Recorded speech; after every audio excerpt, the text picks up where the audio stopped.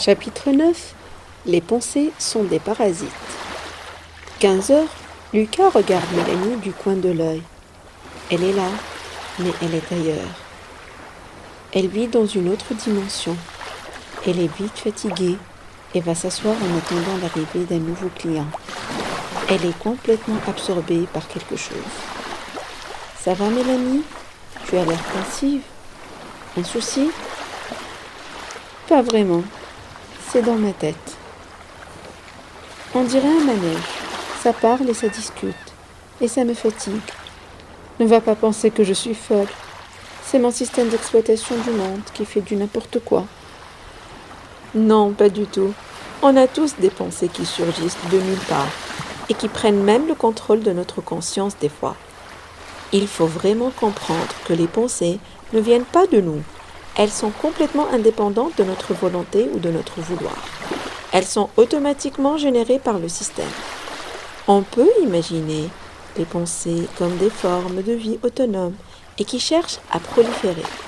Un peu comme des parasites ou des champignons qui poussent dès que le milieu est favorable.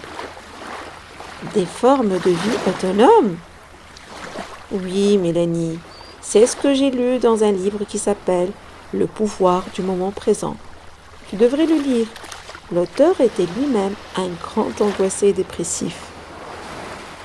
Oui, Lucas, elles sont vraiment indépendantes de notre volonté. Oui, ça je l'ai constaté. Ça me dépasse réellement ce manège dans ma tête et ça m'épuise. Tout à fait, Mélanie. Et tu sais pourquoi ça t'épuise? Parce que ça te prend ton énergie. Ces parasites se nourrissent de ton énergie vitale, qui va donc baisser au fur et à mesure que tes parasites mentaux se développent. Oui, c'est vrai.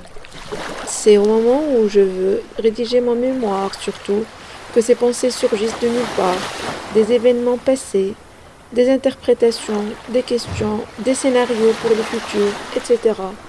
Et je suis déjà épuisée.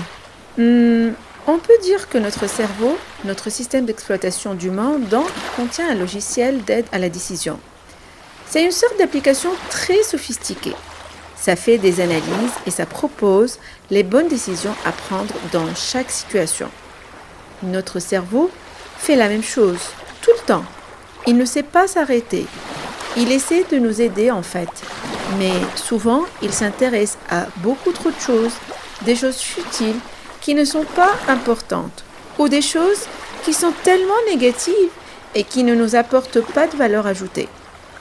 Comme pour tous les logiciels, il faut savoir le paramétrer en fait, lui donner les bonnes indications pour fonctionner de la manière qui nous convient. Un livreur arrive, Lucas se lève pour aller réceptionner sa commande de citron. Mélanie le suit du regard et réfléchit à ce qu'elle vient d'entendre.